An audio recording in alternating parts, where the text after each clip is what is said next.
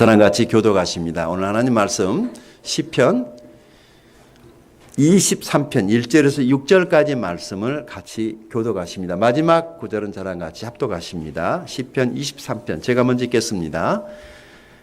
여호와는 나의 목자시니 내게 부족함이 없으리로다.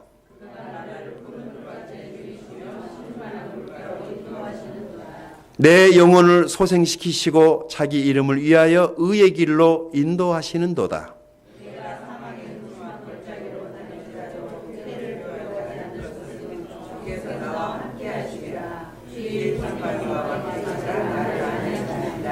주께서 내 원수의 목전에서 내게 상을 차려주시고 기름을 내 머리에 부으셨으니 내 잔이 넘치나이다. 내 평생의 선하심과 인자하심이 반드시 나를 따르리니 내가 여호와의 집에 영원히 살리로다. 아멘.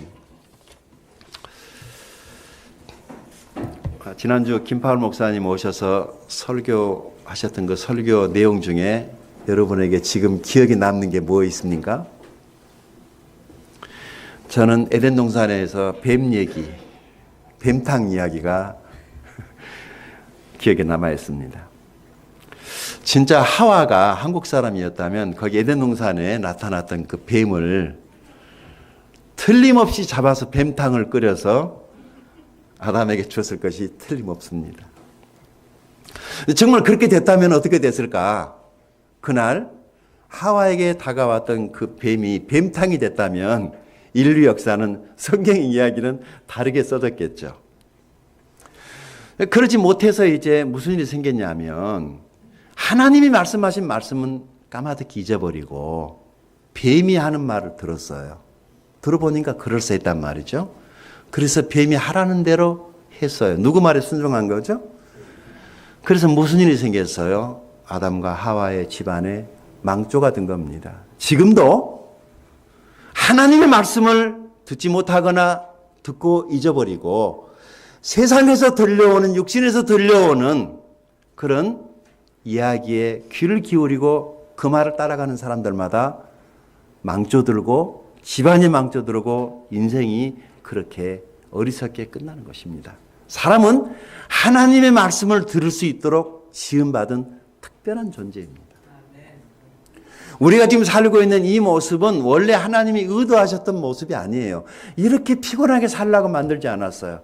이렇게 갈등하고 이렇게 힘들게 일하면서 이렇게 피곤하게 살라고 일하지 않으면은 못 살도록 그렇게 만들지 않으셨어요. 원래는 일하지 않고 하나님하고 에덴 동산에서 거기 모든 것이 다 있었으니까 해피하게 살라고 만들었는데 오늘 우리의 이 모습은 아담과 하와가 죄짓고 난 이후에 그 죄의 형벌 때문에 우리가 지금 이렇게 피곤하게 사는 것입니다. 이건 놓쳐서는 안 돼요.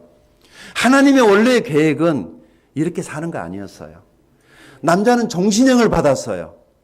죽을 때까지 네가 이마에 땀을 흘리면서 일을 해야지 네가 먹고 살 것이다. 그래서 남자들은 죽을 때까지 뭐만 하죠? 일만 하는 거예요. 그게 남자의 정체성이에요. 남자는 죽으라 하고 일만 하는 거예요. 그런데 이마에 땀을 흘리면서 열심히 일하는 사람들이 정신이 그렇게 건강하다는 거 아시죠?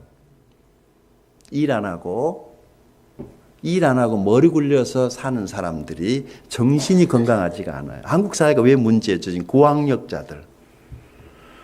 그리고 이제 몸으로 일하는 사람은 이제 동남아 국가에서 온 3D 직종은 다 그 사람들이 일을 하고 있는데 진짜 돈은 그들이 벌고 있죠. 그들이 돈 벌면 한국에다 재투자하나요? 자기 나라로 가져가나요? 우리나라는 이래서 가난해지는 거예요. 고학력자들을 길러내놨더니 다들 그런 일은 안 하려고 한단 말이죠. 그럼 물론 열심히 일하시는 분들도 계시긴 하지만 보니까 열심히 일하는 사람들이 건강하게 살아요. 여자에게는 어떤 형벌이 주어졌습니까? 이제는 해산의 고통을 느끼도록 그렇게 하나님께서 벌을 준 것입니다. 그리고 여자는 남자의 권위 아래에 있도록 하나님이 그렇게 하신 거예요. 그래서 여자들이 남자에게 덤비죠. 뭐냐면 원래는 여자와 남자를 각각 같이 만드시고 같이 다스리고 같은 권한을 동시에 주었는데 죄 짓고 난 이후에 여자의 역할을 남자 밑에다가 두게 하셨어요. 그러니까 여자가 남자들에게 막 박치기하고 덤비고 막 이러는 게 뭐냐면은 나도 너처럼 원래의 모습으로 회복하고 싶다라고 하는 그런 게 있는 거죠. 어느 집은 그냥 뒤집혀 집도 있더라고요. 아예 그냥 남편이 가사 분담하고 부인이 남자처럼 사는 그런 집도 있는데 하여간 뭐가 맞는지는 하여간 모르겠지만은 이 모든 것이 그날 하와가 뱀이 왔을 때 잡아서 뱀탕을 끓이지 못한 것 때문에 일어난 일이에요. 지금도 보면 남자는 일을 쫓아가고 여자는 사람을 쫓아가죠. 하나님께서 에덴 동산에서 일하는 일 때문에 그들에게 선언한 그 선언 때문에 남자는 죽을 때까지 일만 해요. 남자가 그저 일, 남자가 일하고 싶어 하는 것은 본능이에요. 노동의 신성이라도 말을 합니다. 여자는 사람을 쫓아가요. 남자는 일을 좋아하고 여자는 사람을 좋아해요. 그 남자는 일을 하면서 막 즐거워하는데 여자는 일에서 보람을 느끼는 것이 아니라 여자는 사람들이랑 수다 떨고 사람들 만나고 사람들 속에 있는 것이 여자를 행복하게 하는 것이죠. 교회 하나님 말씀 듣기 위해서 모인 곳이 교회입니다. 그래서 교회에서 가장 중요하게 여겨야 될 것은 하나님의 말씀을 듣는 거예요. 지금도 하나님 말씀을 듣지 못하고 놓쳐버리면 그런 인생에 어려움들이 계속 있는 것입니다. 교회는 친구 모여서 수다 떠는 것도 아니고 친한 친구들끼리 모여서 밥 먹는 것도 아니고 장사나 사업하기 위해서 모인 것은 더더욱 아닙니다. 교회는 하나님 말씀을 듣기 위해서 모이는 것입니다. 말씀을 듣고 나면 무슨 일이 생기냐면은 잃어버린 영혼들에 대한 생각이 내 마음에 들어오게 돼 있어요. 이것이 말씀을 들은 사람들에게 일어나는 공통적인 반응이에요. 여러분들이 하나님 말씀을 들었다면, 하나님 말씀을 제대로 들었다면 잃어버린 영혼들에게 관심이 가기 시작을 할 거예요. 그러나 하나님 말씀을 듣지 못했다면 내 육신에서 일어나는 즐거움 때문에 교회 안에서의 나랑 놀만한 사람 없는가? 어디 좋은 물 없는가? 놀러 갈 데 없는가? 안에서 뭉치는 거죠. 하나님은 우리가 교회 밖에 있는 영혼들에게 관심 갖기를 원하세요. 그래서 하나님 말씀을 정확하게 받은 사람은 교회 안에 일에 관심이 있는 것이 아니라 교회 밖에 영혼들에게 관심을 갖는 거예요. 그것이 그리스도의 제자들입니다. 오늘 말씀의 중심 내용은 말씀의 중요성이에요. 여러분 이 시편 23편은 너무 잘 아는 말씀이죠. 우리가 큐티를 하거나 말씀의 은혜를 받지 못할 때가 언제이냐면은 내가 저 본문 말씀 아는데 저거 이제 들었는데 내가 저 설교 잘 아는데 그래서 오늘은 제가 이 본문을 여러 번 설교를 했기 때문에 주석을 일체 달지 않고 이 말씀만 가지고 다른 각도에서 제가 사임했잖아요. 이제는 그 다른 각도에서 말씀을 보기로 했어요. 그렇게 보니까 이 말씀 안에 새로운 것들이 제게 들어오기 시작을 했어요. 여러분들 같이 나누고자 합니다. 이 오늘 본문을 가지고 어떤 목사님이 유튜브 동영상에 보셨을 거예요. 지방 사투리 버전으로 이 본문을 그렇게 올려놓은 것을 한 번쯤은 봤을 것입니다. 안 보신 분들이 다 끝나고 나서 찾아보시기 바랍니다. 제가 그분이 하셨던 그 텍스트를 가지고 한번 그대로 한번 해보겠습니다. 경상도 버전입니다. 시편 23편. 여호와는 내 목장기라 그라이 내 삼아 답답할 게 없대이. 저 시퍼런 풀구덩이에 내 삼아 자빠져 자고 시원한 또랑가로 내일로 잡아 당기신대이. 어쩌든지 정신 차리고 옳게 살아라 하시면 다 당신 체면 태문이라 하네. 내 뒤질 뻔한 골짜 구디기 시커먼 데서도 그 빽이 참말로 여간 아닌기라. 주의 몽둥이와 짝대기가 내로 맨날 지키시고 내 라이벌 놈의 죽일 놈의 문디 자식들 앞에서 내 대가리에 기름 바르고 내로 팍팍 키워주시니 내 삶 뭔 걱정이 있겠노 말이다. 내 인생이 억수로 복잡탁해도 저 양반이 맨날 지켜주신 깨로 내 삶아 웃자더니 그 옆에 딱 붙어가 때리치기도 안 떠날 거대이. 다음은 전라도 버전입니다. 아따 여호와가 시방 나의 목자신디 내가 부족함이 뭐 있거냐. 그분이 나를 저 푸르분 초장으로 뉘어불고 내 삐친 다리 좁게 씌어불게 하려고 물가시로 인도에 보내. 어찌했을까 징한 거. 내 영혼을 겁나게 땡겨 불고 그분의 이름을 이해하려고 올바른 가스길로 인도에 보내. 아따 좋은 거. 내가 산골한가 끔찍한 곳에 있어도 겁나불지 않는 것은 주의 몽댕이랑 짝대기가 쪼매만한 일만 있어도 나를 지켜준다 이거요. 아따 주께서도 싸가지 없는 놈들 앞에서 내게 밥상 챙겨주시고 내 대급박에 기름칠해 주신 게로 참말로 내가 기뻐 불구마니 내가 사는 동안 그분의 착하심과 넓으신 맴씨가 나를 징하게 따라다닌 게로 그러니 내가 어찌 그분 댁에서 묵고 자고 안 하겠냐. 아따 좋은 거.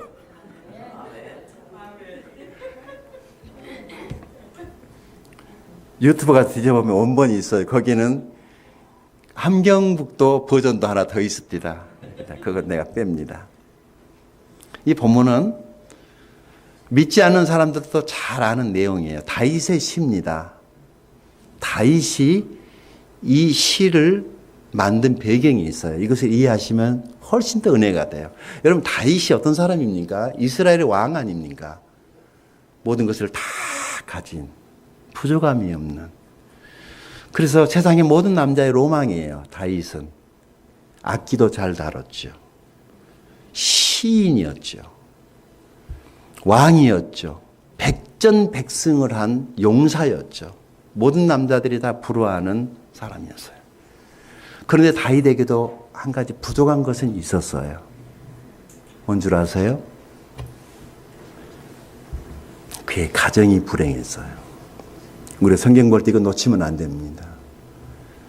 다윗의 가정은 자녀들끼리 근친상간에 끔찍한 일들이 일어나는 그야말로 집구석은 엉망이었다고요.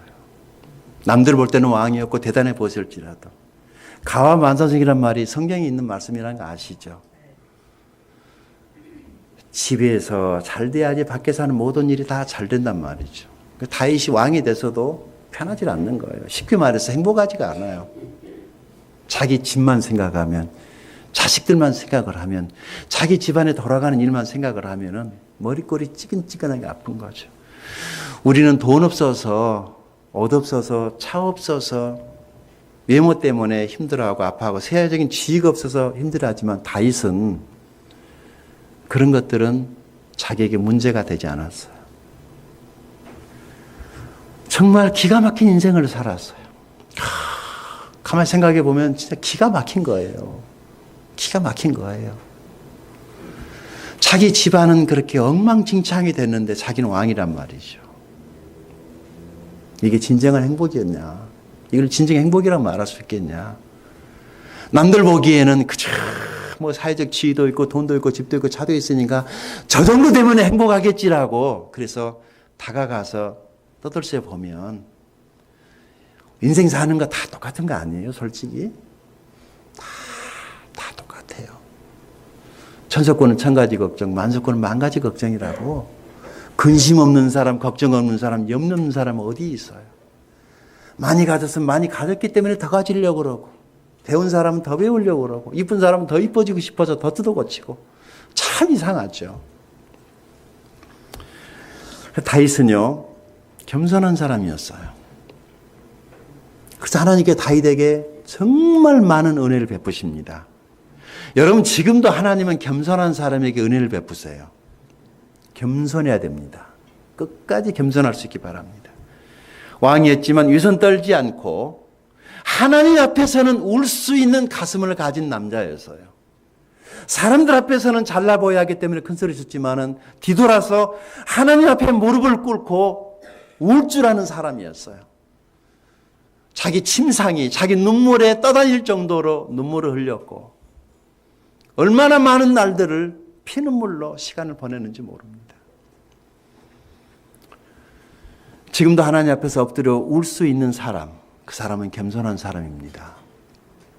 무슨 문제가 생기면 사람들 만나서 사람들로부터 문제 해결하려고 사람들 쫓아다니다 보면은요, 상처받습니다.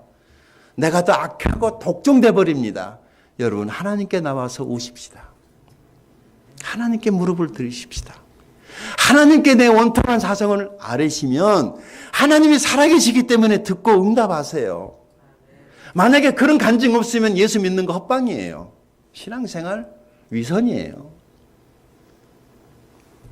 그렇게 하나님 앞에서 엎드려서 기도하던 중에 깨달은 것이 있었어요. 어떤 감동이 왔어요. 그래서 다윗이 곧바로 펜을 꺼내서 글을 적었는데 시편 23편이 거기서 나온 거예요. 우리는 감동이 와도 그냥 나누지도 못하고 그냥 아멘하고 나로 끝나버리지만 다윗은 달랐어요. 자기의 온 그 감동을 놓치고 싶지가 않아서 그것을 펜을 들어서 글로 적을 줄 아는 사람이었어요. 여러분, 나중에 써야지 생각하지 마시고 진짜 좋은 영감은 내 인생에 괴로울 때, 힘들 때, 그때가 정직하게 하나님 앞에서 내가 하고 싶은 말을 하는 그것이 진짜 글이에요. 여러분의 그 힘들고 고달픈 인생의 어느 시간 동안에 하나님 말씀을 묵상하다가 감동이 오면 그걸 적으십시오. 그 한편의 시가 내 삶의 고백이 되고 그것이 자녀들을 감동하고 그것이 내 삶을 움직이는 원동력이 될 거예요. 이 시편 23편은 전쟁에 나간 군인들이 죽음 앞에서 가장 많이 묵상하고 암송하는 그런 말씀이라고도 해요. 심지어는 우리 아들 정민이도 아주 오래전에 몽골에 선교여행 가다가 갑자기 난귀를 만나가지고 비행기가 막 두두두두 떨어지니까 한 번만 그런 게 아니라 몇 번을 그러니까 그리고 그날 난기류 때문에 몽골 공항에 울란바토르 그 공항에 그 칭기스 공항에 비행기가 착륙을 못하고 몇 번을 내려가다 하늘로 치켜 올라오는 거예요. 지금 도착을 해야 될 시간에 1시간 이상을 공중에 떠 있는데 이거 이러다 비행기 떨어진 것 아닌가 사실 저도 걱정이 됐거든요. 그때 얼마나 겁이 났던지 우리 아들 정민이가 의자에 머리 묶고 하나님께 기도하는데 이 말씀이 생각이 나더래요. 이 말씀을 붙잡고 기도했대요. 우리 아들 정민이가 붙잡고 기도했던 말씀 시편 23편 이 말씀에 어떤 은혜가 있는지 그 은혜를 같이 나누기 원합니다. 하나님은 다윗의 이 시를 통해서 우리에게 무엇을 말씀하려고 하시는 것인가? 첫째, 인생은 주님을 목자로 모시고 따라가야 부족함이 없다는 거예요. 1절 다시 한번 읽어보십시다. 1절 시작. 여호와는 나의 목자시니 내가 부족함이 없으리로다. 아, 그렇구나. 내가 하나님을 놓쳤구나 이 얘기예요. 내게 있는 이 부족함이 내 인생의 이 모자람이 어디서 오는 것인가? 하나님을 인생의 목자로 두지 않았기 때문에 오는 모자람이요 상처의 아픔이라고 다윗이 고백하고 있는 것입니다. 믿어서는 안 될 인생들, 사람들 믿어서 자기에게 온 것은 부족함이었단 말이죠. 여러분, 사람은요 영적인 존재이기 때문에 영적인 것에 필요가 있습니다. 영적인 필요. 짐승은 영적인 존재로 만들어지지 않았기 때문에 그들은 배부르면 그냥 자요. 안전하면 잠자요. 근데 사람은 영적인 존재이기 때문에 이 영적인 것이 채워져야만이 평안을 누리고 잠을 잡니다.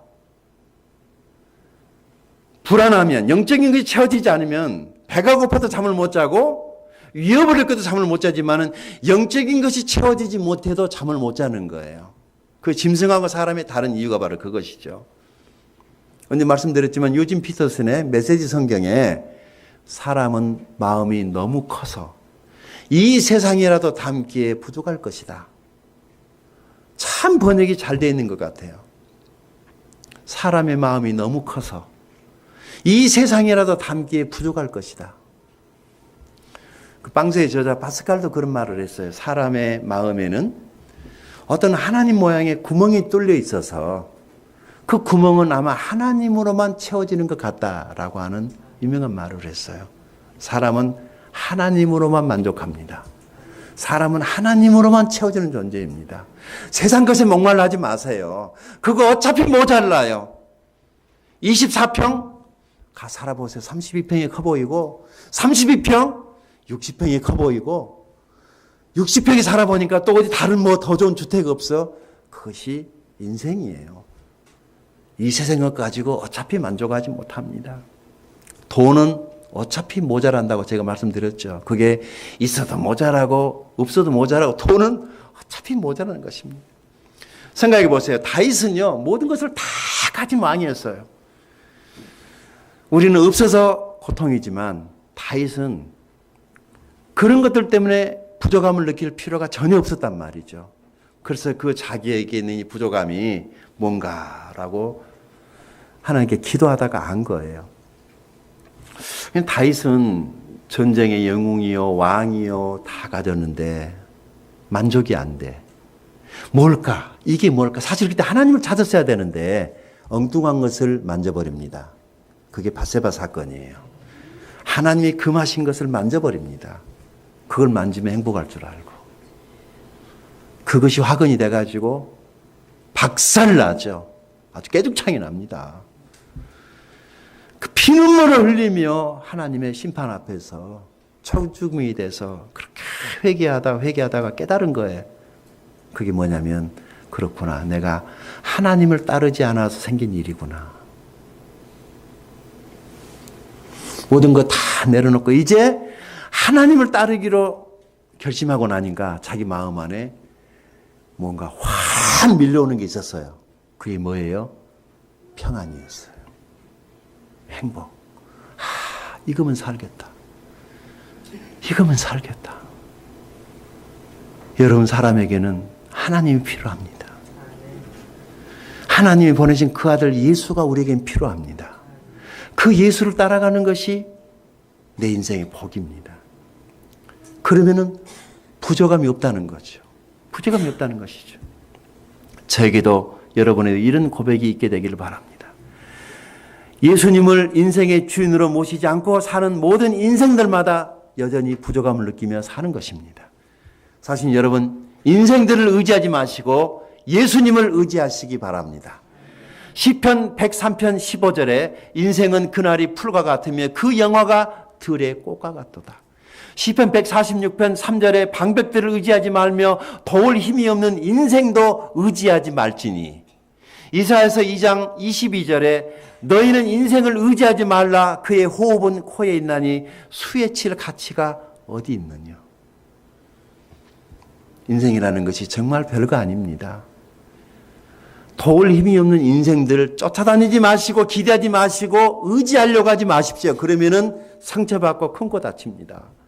총선이 코앞에 있어서 얼마나 많은 사람들이 지금 공약들을 내놓고 있습니까? 황금빛, 무지갯빛 공약. 자기만 뽑아주면 표만 주면은, 그런데 표 짜고 했던 공약이 자기가 되고 나면은 어떻게 됩니까? 심지어 대통령까지도 한국 속담에 화장실 갈 때만 나올 때만 다르다고. 그런 사람들을 믿어보겠다고 거기 쫓아다니고 그러면은 망조듭니다. 예수님 따라가야 됩니다. 하나님 말씀 따라가야 됩니다. 사람 따라가지 마시고 예수님 따라가시는 저와 여러분이 되기 바랍니다. 세상 유행 따라가지 마시고 주님 말씀 따라가는 저와 여러분이 되기 바랍니다.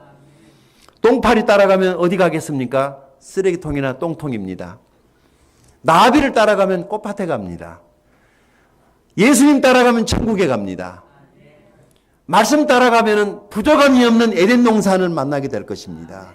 말씀을 따라가는 저와 여러분이 되기 바랍니다.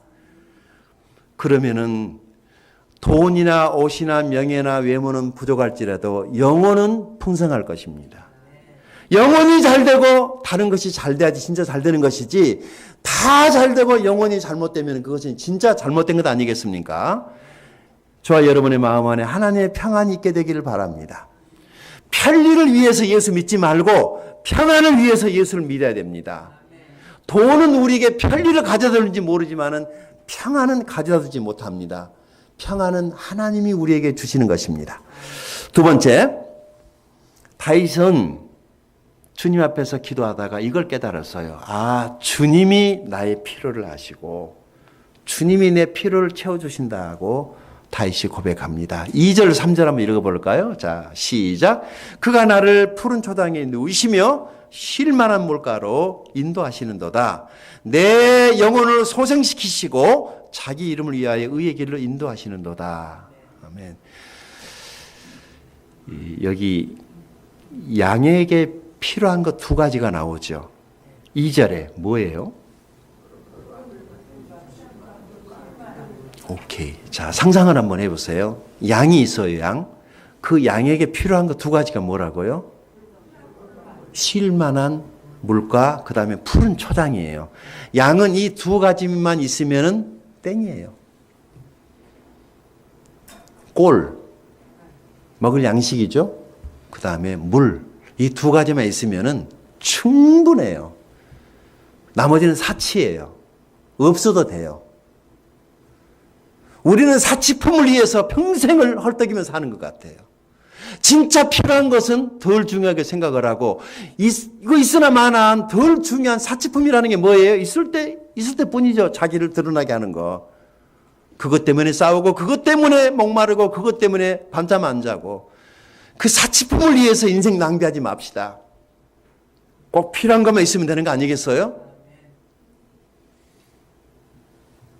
양은요, 착하고 순한 동물입니다. 양은 공격무기가 없다고 그래요. 문제는 양이 고집이 세다는 게 좀 문제라는 거죠. 황소고집이래요. 이게 감당이 안 된다고 그러더라고요. 또 양이요, 시력이 나빠가지고 이게 좀 목자가 좀 떨어지면 자기 목자인지 아닌지 구분을 못해서 아무나 따라간다고 그러죠. 근데 가만히 생각해 보면 우리 인생이 어쩌면 양하고 똑같은지 순하죠, 착하죠. 맨날 당하고만 살지 않습니까? 세상에 나가서 다 주고 오잖아요. 하나님께 올 때는 다 빈손 들고 오잖아요. 세상에서 막 엄청난 부귀영화를 다 가지고 귀 온 사람 봤어요? 하나님 안에서 얻은 것을 세상에 나가서 다 주고 올 때는 탕자가 돼서 빈손 들고 주여 내가 이제 옵니다. 그래도 하나님 좋으셔서 다 받아주세요. 교회는 탕자들이 모여 있는 거. 탕자, 탕녀들의 모임. 탕자 그러니까 남자들마다 탕자인 것 같은데 여자들은 뭐죠? 탕녀. 재밌는 것은 이렇게 순한 양이 어느 날 목자를 나서 막 박치기할 때가 있다는 거예요. 이 순한 양이 가서 울타리를 부수고 울타리를 막 뛰어넘어서 막 다른 데 미친 것처럼 막 돌아다닐 때가 있다는 거예요. 언제 그럴까요? 그것도 맞을 수 있어요. 이렇게 순한 양이 어느 날 막 사나워져 가지고 목자한테 막 덤비고 뿔도 없는 게 막 들이박치게 하고 울타리를 부수고 막 넘어다닌단 말이죠. 그때가 언제냐면 양이 배고프니까. 물이 먹고 싶으니까. 양에게 원하는 게 뭐라고 그랬어요? 꼴과 물인데 그거 주면 되는데 맨 콜라 갖다 주고 사이다 갖다 주니까. 물 먹고 싶은데. 음료수는 아무리 먹어도 우리 갈증을 해결이 못해요. 목마르다고 바닷물 퍼마시면은요 죽습니다. 아무거나 먹으면 되는 줄 아는데 그렇지 않아요. 하나님의 말씀에 생수를 마셔야지 됩니다. 인생은. 돈만 있으면 행복할 것 같은데 안 그래요. 좋은 대학 나오고 사회적인 지위 가지면 행복할 것 같은데 그거 별거 아니에요. 좋은 집이요. 3개월 지나면 끝이에요. 좋은 차 샀을 때 저도 3개월 동안 매일 새 차 했어요. 지금 몇 달 됐는가 모르겠어요. 그런 것 가지고 우리가 만족할 수 없다고. 우리에게 필요한 것은 하나님의 말씀이에요. 양에게 필요한 것은 꼴이요 물이에요. 그거 주면 되는데요. 이 어리석은 목자가 양을 또 이번 기회에 따라잡아야 되겠다고 생각을 하고 몽둥이로 그 양을 주워 패면은 양이 어떻게 되겠어요? 죽죠. 그 양이 죽으면 누구 손해예요? 양지 손해입니까? 목자의 재산 손실이 오는 거죠. 양이 날뛰면 빨리 알아채서 진짜 목자는 푸른 초장으로 물가로 데려다 주면 양은 꼴 먹고 물 마시면 뒤집어서 자요. 목자 귀찮게 안 해요. 아주 중요한 원리입니다. 우리 집에 있는 강아지 미키도 막 짖고 막 갑자기 행동이 이상하면 제일 먼저 물 떨어졌는가 보는 거예요. 사료통에 밥 떨어졌는가 보는 거예요. 걔 지가 뭐 있겠어요. 물하고 밥 있으면 되지. 우리는 다른 것을 중요하게 생각을 해요. 그렇지 않습니다. 다윗이 알았어요. 내게도 내가 왜 이렇게 힘든 상황에 왔는가. 내가 진짜 마셔야 될 물, 내가 진짜 먹여야 될 꼴을 먹지 않아서 생긴 일이라는 것을 안 거예요. 그래서 3절 다시 보세요. 내 영혼을 어떻게 하고? 여러분이 낙심한 영혼이 소생되는 것이 뭐예요? 하나님 말씀이에요. 교회 올 때는 죽을 상이 돼가지고 한숨 퍽퍽 쉬고 어떻게 사나 했다가 와서 말씀 듣고 나니까 새 힘 얻어가지고 그래도 한번 살아봐야지 라고 두 주먹 불 끈지고 나가지 않습니까? 말씀을 들으면 그런 일이 생겨요. 그런데 말씀을 안 듣고 맨 쓸데없는 사설이나 그런 예화나 이런 것만 생각하고 가면은 그 사람 예배 끝나고 나갈 때 차 타고 가면서 죄 지어요. 한국교회 어쩔거나 라는 제목의 글을 쓰고 계시는 누구누구 집사님이 한 분 계세요. 그분이 엊그저께 SNS 이런 글을 올렸더라고요. 주일 목사님의 설교가 하나님의 말씀이냐? 여러분 그렇게 생각하세요? 설교는 설교예요. 설교가 하나님 말씀 아니에요. 하나님 말씀은 이 하나님 말씀이죠. 그 목사의 말씀을 하나님의 말씀이라고 그렇게 들으면 무슨 일이 생기겠어요? 나는 누가 되죠? 나는 우리 교회가 그래서 좋아요. 하나님 말씀을 설교자의 역할은 여러분이 하나님 말씀을 보다 더 정확하게 자동차로 말하면 더러운 유리창 닦을 때 윈도우 브러쉬 한번 휙 하고 나면 깨끗해지듯이 여러분이 하나님의 말씀을 더 집중할 수 있도록 도와주는 역할이지 내 말이 하나님 말씀일 수는 없단 말이죠. 그래서 큐티가 중요하고 일주일에 한 번 예배 때 와서 설교 듣는 걸로 만족하지 마세요. 만나는 매일 취하게 돼 있어요. 매일 만나를 먹어야 돼요. 몽땅 때려서 일주일에 한 번 먹는 거다가 매일 먹는 거다가 어느 게 낫겠어요? 매일 먹는 게 낫죠. 일주일에 한 번 먹은 사람들이 그 일주일에 한 번 먹은 것 가지고 일주일 견디려니 죽는 거예요. 그런데도 사람들이 일주일에 한 번 예배 드리는 걸로 다 했다고 생각을 하는 겁니다. 그러면 죽습니다. 말씀을 계속해서 읽고 배우시기 바랍니다. 예배 드리는 걸 만족하지 말고 개인적으로 말씀 묵상하시고 큐티하시고 계속 성경을 읽으시고 말씀 배울 수 있는 기회가 있다면은 그런 돈에 시간 들어가는 것, 돈 들어가는 거 아까워하지 마시고 배우세요. 그 사람이 제자예요. 사람들은 이럽디다. 말씀 많이 배우면은요, 교만해져서요. 진짜 그렇게 생각하세요, 여러분?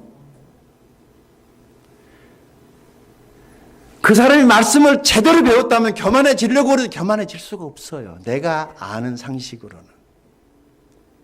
잘못 배웠거나, 헛배웠거나, 껍데기만 배웠거나, 배운 신용만 했거나 어떻게 하나님 말씀을 제대로 배우는데 그 사람이 교만해질 수 있습니까?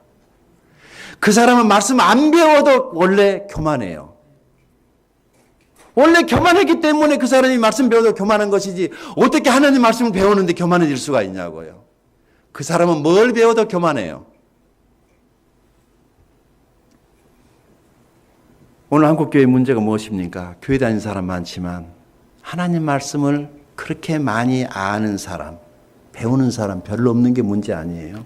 물어보세요. 말씀 한 구절, 지난주에도 어떤 분이 상담 와가지고 방송 듣고 상담했는데 신앙생활 정말 열심히 하더라고요. 그분이 자기 신앙생활 하고 있는 현재 스코어를 말해주는데 야, 이러고도 어떻게 살까 싶을 정도로. 근데 하나님 말씀은 한 구절도 암송하거나 아는 기억나는 게 없어요. 수박 겉은 아무리 핥아도 맛이 없습니다. 깨서 수박 안에 있는 것을 봐야 돼요. 물론 말씀 배우는 거 쉽지는 않지만 그럼에도 불구하고 지루하고 오래 걸리지만 말씀을 배우다 보면은 어느 날 내 것이 되는 겁니다. 자동차 운전도 처음부터 잘하는 사람 어디에 있어요? 자꾸 하다 보니까 내 것이 되듯이 말씀도 배우다 보면 어느 날 내 것이 되는 것입니다.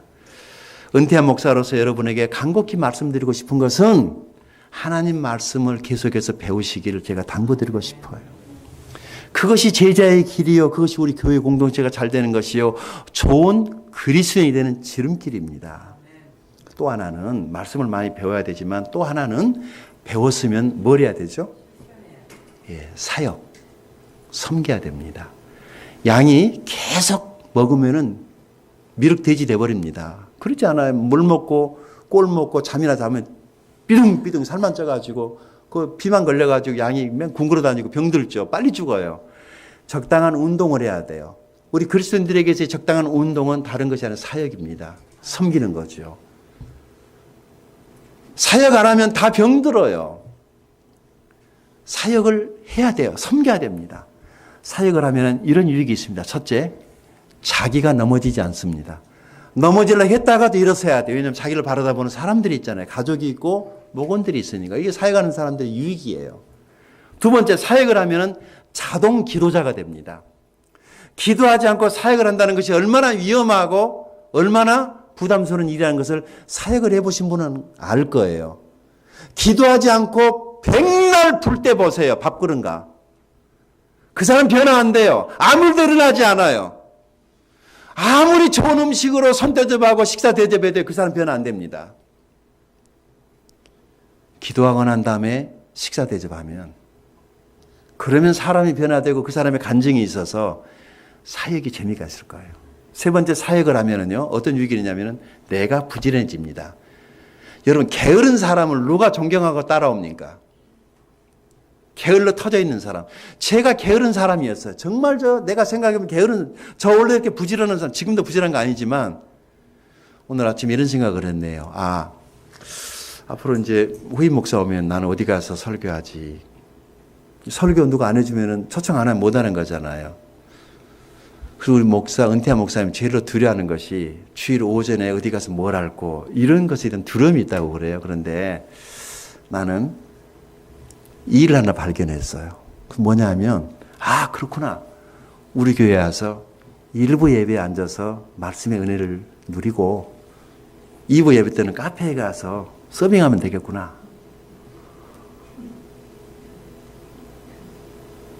저 쫓아내실래요? 하지 말라고. 얼마나 보기 좋아요. 그 2부 예배 때 여기 앉았으면 목사님이 설교 못하게 나 쳐다보니라고. 그러니까 2부 예배 때는 안 오고 1부 예배 때 모든 사역자들이 다 듣는 설교 나도 듣고 2부 예배 때 나도 섬기면 되잖아요. 카페에서.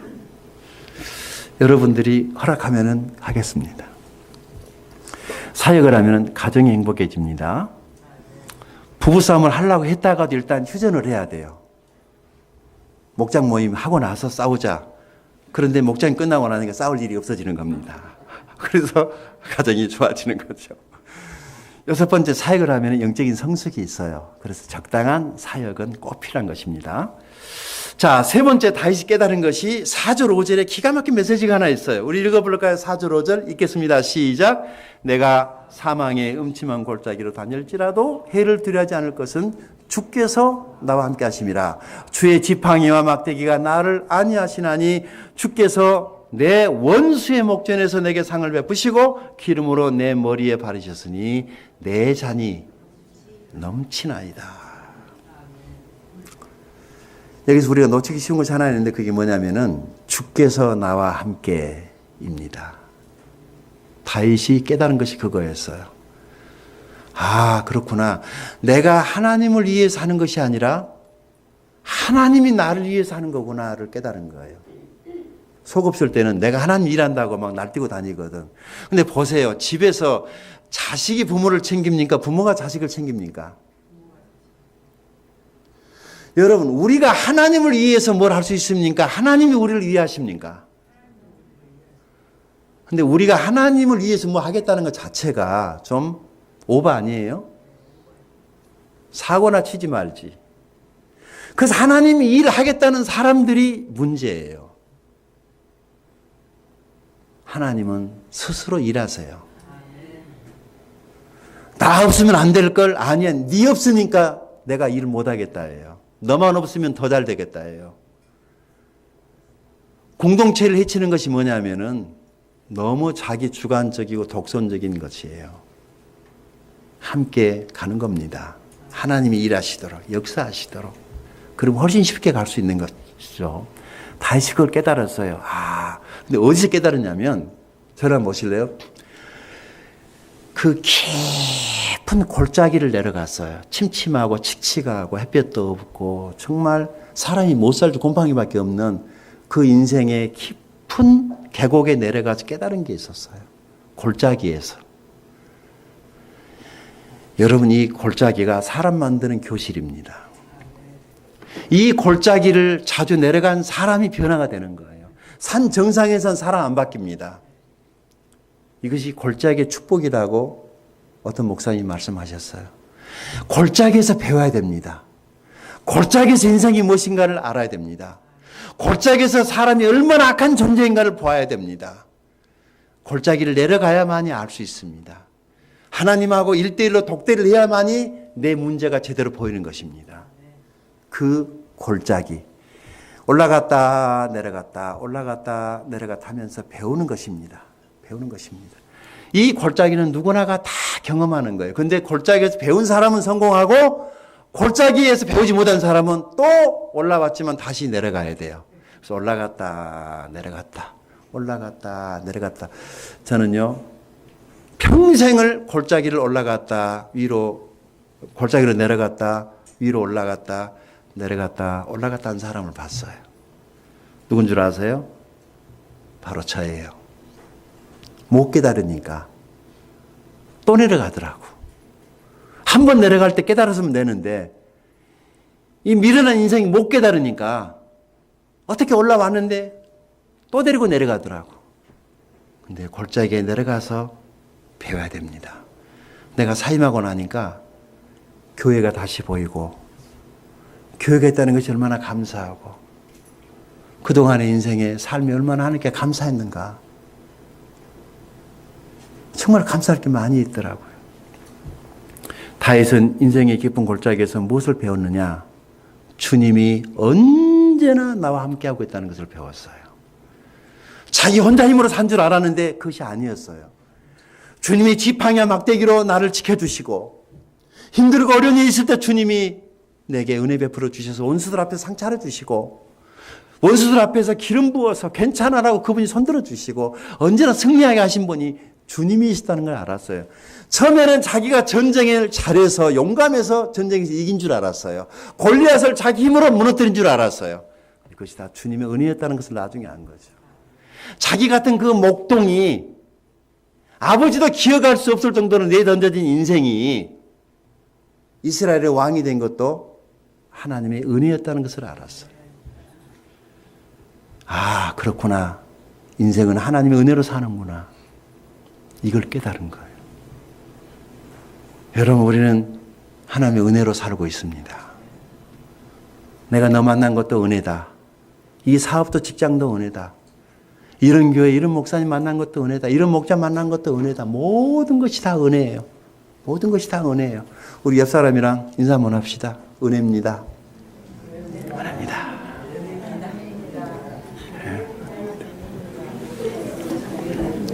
은혜예요, 은혜예요. 맞습니다. 은혜예요. 우리가 언제 보기를 했습니까? 어쨌습니까? 은혜예요.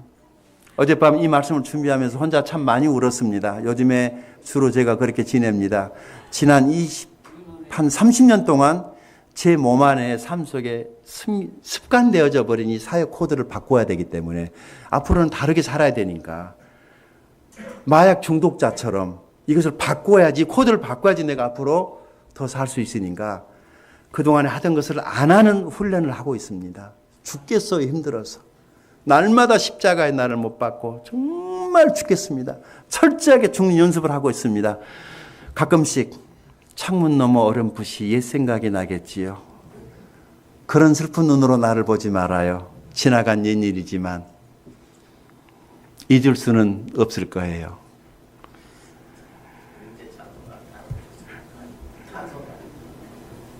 내가 이곳에서 여러분들과 같이 부대꼈던 그 시간들을 제가 어떻게 잊어버릴 수 있겠어요? 어디 가서 뭘 하고 산들. 그러나 한 가지 분명한 것은 내 감정, 내 상황이 어떡하든지 간에 하나님은 한 번도 저와 여러분을 떠난 적이 없다는 겁니다. 심지어는 내가 죄를 짓고 있을 때에도 하나님은 함께 하셨어요. 이것을 믿으시기 바랍니다. 다시 깨달은 거예요. 아, 그랬구나. 이 불쌍한 인생을 주님이 붙잡고 있었구나. 내가 하나님께 붙들린 인생이었구나. 그러면은 나는 이런 고백을 드릴 수 있다. 그게 6절입니다. 같이 읽어볼까요? 시작. 나의 평생의 선하심과 인자하심이 정녕 나를 따르리니 내가 여호와의 집에 영원히 거하리로다. 아멘. 하나님의 족한 은혜. 그래, 그러면 내가 하나님 안에 머물러 있어야지. 저는요, 요즘에 집에 있으니까 책도 읽고 글도 쓰고 뭐 기도도 하고 참 좋아요. 근데 집에 있으면 참 좋은데 집보다도 더 좋은 것이 교회예요. 여기 오면 너무 좋아요. 집도 좋아요. 집도 좋아요. 그냥 이제 아까 옹색스럽긴 하지만은 그래도 그런 대로 괜찮아요. 그런데 여기 오면 더 좋아요. 여기는 하나님 아버지의 집이잖아요. 교회는 하나님 아버지의 집입니다. 여기 오면은 내가 내 아버지의 집에 왔다는 생각이 들어요. 여러분, 저는 육신의 아버지가 안 계시잖아요. 그래서 교회에 오면 마치 내 아버지의 집에 왔다 그런 생각이 있어서 편해요. 뭐 설교 안 하면 어때요? 설교 안 해도 편해요. 이 자체가 저에겐 편하거든요. 아버지의 집이니까. 여러분, 집에 와서 뭐 안 해도 되잖아요. 집인데 뭐 해요? 가만히 있어도 편한 거예요. 하나님의 집 안에서 서로 교제하고. 탕자가 돌아왔을 때 그곳은 하나님의 교회였어요. 저는 우리 교회가 앞으로 장차 돌아올 어떤 탕자들을 위해서 존재한다고 믿습니다. 그 탕자, 그 탕녀는 세상이 지금 좋아서 세상에 나가서 눌러날라 지금 신나게 진탕나게 지금 살다가 어느 날 아버지 집 생각날 때가 있을 거예요. 내가 이렇게 살아서 쓰겄냐 싶어서 내 아버지 집에 돌아가 되겠다고 생각을 할 때 그들이 달려 들어왔을 때 바로 그것이 우리 교회이기를 바랍니다. 그들이 죄를 뒤집어 쓰고 달려왔을 때 여러분이 탕자를 기다리는 아버지의 심정으로 달려나가서 그를 맞아주시고 아버지의 심장과 가슴으로 그를 끌어안아 주시는 그런 교회가 우리 교회이기를 바랍니다. 기도하겠습니다. 우리에게 교회가 있다는 것 얼마나 감사합니까? 하나님의 말씀을 나눌 수 있고 교제할 수 있고 찬양할 수 있고. 오늘 말씀을 들으시면서 여러분에게 어떤 감동이 있었습니까? 그렇구나. 다시 하나님을 내 인생의 목자로 주님을 따라가야 되겠다. 그러면 부족함이 없다고 그랬으니까 나도 그렇게 살아야 되겠다라고 결심하신 분, 하나님께 그 결심을 기도로 올려드리십시다.